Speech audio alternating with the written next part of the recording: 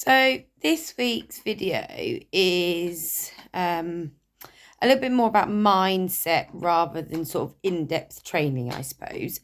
But I think it's really, really important, and it kind of, in my eyes, um, sort of is the reason why lots of people's training does or doesn't work. So it's kind of so important, and it's the underlying mindset, like I say, before training even takes place.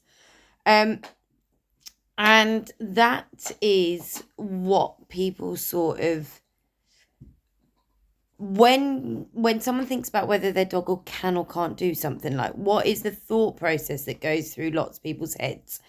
Um, and I think lots of people sort of go yes or no. So and I suppose that's sort of inset from when they're a puppy. So when they're a puppy, lots of things are yes or no. There's no sort of grey areas or midline, sort of mid part. And I'll sort of get into that in a bit more. But so when they're a puppy, you sort of say, oh, can he sit yet? Yes, no. Um, can he lie down? Yes, no. Can he give his paw? Yes, no. Is he toilet trained? Yes, no. And when they're a puppy, if it's no, it's okay, isn't it? Because they're just a puppy. Can he lie down yet? No. Oh well, there's plenty of time, isn't there? And I think that's where this sort of mindset gets sort of put in there, really, and it never really leaves. But there is a sort of an age where that no longer becomes okay with the dog in lots of people's eyes. So if you said to I don't know, a dog that was 2, can he lie down? And people went, oh no. People would sort of might be a bit like, oh, why not? He's 2. We should have learnt that by now.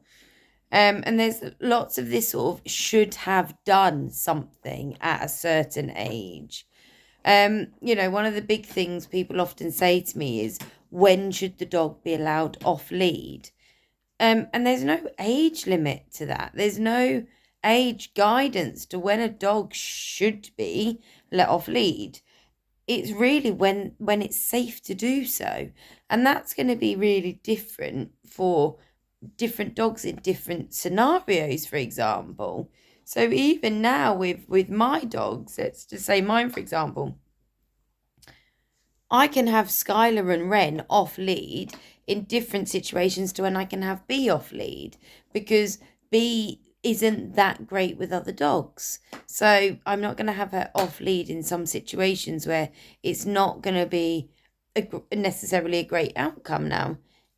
She's not bad, but I want to protect my dog, and I want to protect other people's dogs as well if she ends up not being happy.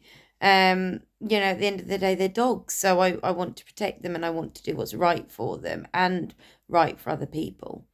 A similar sort of thing, where I walk with my mum and dad. There's lots of quiet lanes, and now I will let Skylar off lead on those lanes because her recall's good. But there was a time where I think she probably would have been all right. Her recall was probably okay. But I was like, oh, I'm not going to let her off lead on those lanes. So, when I say quiet, I mean like really quiet. You meet a car like every once in a blue moon. But there's still a risk, and it's still a lane, so you need to be able to get your dogs back. So I wasn't going to let her off in those situations. Now, the difference with myself and more experienced trainers, and this is where I say it comes down to that mindset thing, is I didn't write off the fact that she would ever be allowed off lead on those lanes. I didn't say no, and that is it, full stop, never allowed off lead. Because I'm very aware that there's this big period in between yes and no. When it comes to things a bit more complicated than like sit or lie down. And that's where I get back to this puppy stage. When they're puppies and we ask what the puppies can do, it really is sort of a yes or no. Can they sit or lie down? It's yes, no sort of, things. But when it comes to loose lead walking or recall, or certainly recall, it plays big time in recall. You know, are they, can they be trusted around in certain situations? It's not so clear cut as yes or no. And I think what people do is they make it clear cut like that. So, and what people often do, certainly with recall, and like I say, this is one of the biggest things I think that happens with recall, is people will sort of chance their luck and let their dog off lead and go, I think he'll be all right. And he's not all right. He doesn't come back. They have a bad encounter with whatever that might be. Say their dog doesn't come back when they call them. And they go, he can't be allowed off lead then. He didn't come back to me, so he's not allowed off lead. And that's that sort of, is he allowed off lead, yes or no? Like, if the dog has done something and it's not been a good outcome, then people sort of go, right, that's it, he can't be allowed off lead. And the dog is then condemned to a life on lead forevermore. And then we get loads of behavioural problems as well. And I suppose the point of this video is that try not to have that mindset where you sort of, like a tick box thing of what your dog can and can't do. Because actually if you change that into not yet, then it opens up this whole new world of training. Because if you said, can my dog go off lead? No. It kind of like I say, it's either tick box, yes or no, and that's kind of like the end of it. Whereas if there was an answer of not yet, if someone said to you, do you not let your dog off lead yet? And you went, no, he's not ready yet. And then you started to ask, okay, but I want it to be yes. I want to be able to let my dog off in the future. What can you do to get that answer to be yes? And that's where your training comes in. And that's where things start to happen. Because if you just say, no, he's not allowed off lead yet, he's not ready yet, but you don't actually do anything, you just think miraculously one day maybe you'll get to a certain age, and I think that's where people get, when he gets to a certain age he'll be allowed off lead. That age never comes because it's not an age related thing. I know plenty of 6-month-old dogs that are way more suitable and okay to be allowed off lead than I do 5-6-year-old dogs, because it's not an age related thing, it's a training thing, and what the training allows the dog to do. Do they walk nicely on a lead? Yes, no, or not yet? Because if the answer is not yet and you have that mindset rather than the tick box yes or no, then you start to think, how do I get it to happen though? What can I do? How can I help this dog get to a point where my answer can be yes? And now that's going to be different for loads of different dogs. So let's just go to recall, for example. It might be the fact that you go, I'm going to do loads more recall games. I'm going to put loads of value, and this is the one we were speaking about last week, loads of value into that recall word. I'm going to make the dog want that word to happen. I'm going to make that dog want to do the thing I want it to do. That might be one part of it. It might be that you go, I'm going to get out my long line. I'm going to teach the dog what I want on the long line. And I'm going to show it the behaviours I want it to do and show it what's worthwhile and what isn't allowed when they're off lead, but they're still safe on a long line. It might be that you go and hire some enclosed dog parks, and rather than just letting them off, because I'll talk about dog parks in a minute, but rather than just letting them off, you go, I'm going to work as if that there weren't any fences here, and I'm going to show the dog what I wanted it to do. And the likelihood is it's going to be a combination of all of them, all of those things that you're going to do, and you start adding that, putting that training in, they're going to be the things that are going to make it so you can let your dog off lead.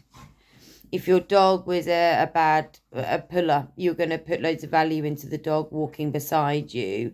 You're going to start doing some more sessions on what a lead actually means and stopping when the dog pulls, rather than just going for a walk and expecting your dog to get to an age where they just suddenly stop pulling. Again, it's not going to happen. You're going to, for example, you want to play some retrieve games with your dog, but dog doesn't retrieve. Again, that's another one. Does your dog retrieve? No, I don't like a toy. I think maybe with a little bit of training, your dog can like a toy. It's just that it doesn't know what to do with it yet. And if you have that attitude of, no, I don't like a toy, never, don't want to play with him. He likes that one toy that he plays with. And that's what lots of people's attitude is. And that attitude isn't ever going to get a dog to have a good retrieval. And you'll be amazed how many dogs actually, they do need teaching how to retrieve toys. Some dogs it comes absolutely natural to. Sometimes it really doesn't. But say you look at some of the videos that I do maybe with my dogs and you sit there and go, I'd love to be able to do that with my dog. Rather than go, no, I don't like retrieving. You go, doesn't like doing it yet, but what can I do to help him? Then maybe you go and get yourself a reluctant retriever toy, or you get yourself a prey dummy, or you start shaping it. Again, lots of different ways that we can get that dog to understand what retrieving is and start to see the joy in it. Now I could go on with loads of different scenarios with this, but hopefully you'll start to see that if you can hear a load of noise, by the way, it's because my 2 youngsters are playing madly, and they're being quite annoying about it. Girls, Skylar didn't want to be told not to play anymore. Oh look, she's come to join us. No, you're being annoying. Let's say hello to the camera. Say hello. Look, Bee's being a good girl. This is what I have to put up with. Look. All right, I'm talking to the camera, talking to the nice people there, telling them how to train the dogs. Not like you, because you're naughty. So, I'm not going to be able to concentrate now. It's not very professional. Right, okay, down again. Good girl. Well done. So, yeah, try and have that mindset. It makes quite a lot of... It makes all the difference. It's the difference between... most of us that have trained dogs before absolutely have this mindset of not yet. We know what to do, so we go and we start doing it. But certainly for new dog owners, they sort of fall into this yes or no category. And you're missing out on loads, basically. I think that's what I'm getting at. You're missing out. If you only ever just say no and that's what you're condemned to and your dog's condemned to, you're stuck with that for the rest of the dog's life. And it's a shame. Because you're missing out and your dog's missing out. Whereas if you start to say, not yet, then maybe there's something I can do. It opens up this whole new way for you and your dog. And it in time, and I'm not saying they're quick answers, and that's the other thing, people expect quick fixes. I'm not saying they're quick fixes. But if you stick with it and you work at it, the likelihood is in time... you're going to open up all these other doors that are available to you and your dog. These off-lead walks, or the walks that you can just enjoy, or the new games that you can play with them. And it just becomes, like I say, a whole new level of dog ownership when we can do all this stuff with our dogs. I can't explain to you how great it is when we can do loads of stuff with our dogs. So that's really what I wanted to mention. And I will just quickly, and I spoke about it just a couple of moments ago, talk about dog parks. Because I think dog parks are great. I think they are fantastic. Certainly, they do open up another option for people. People that have got dog-aggressive dogs, or reactive dogs, or human worried reactive dogs. They do provide this place where dogs can be allowed off lead, and that's great. But if you're sort of in this tick box category of no, my dog can't go off lead, and you just go, oh, so I'll go and hire these dog parks and that can give them some time off lead, again, you're missing out on this opportunity of training, because if you use those dog parks differently, that are safe to let your dog off lead in, but you treated them like there weren't those 4 fences around it, and you did recall games or you did some retrieve games, and you treated it like you're not just going to let your dog off lead and look at your phone, which is what a lot of people do. I watch people in these parks, they don't actually interact with their dogs at all. And I sit there and go, yeah, given half a chance, if those 4 fences aren't there, that dog's going to be gone. If there's anything else to interact with, that dog's going to be there. But if you go there and you go, right, let's do some training with them. Let's do some long distance recalls or some long distance downs or some find it games, or, again, the list is endless of the stuff that you can do there with your dogs. If you go there and use those parks like that, then you're going to start making a difference. Then you might just be able to go to a park that doesn't have the 4 fences and have the same outcome. So that's what this video is about, really. Just trying to see if I can change a few mindsets out there. Because, don't just condemn you and your dog to a life of no, they can't do it.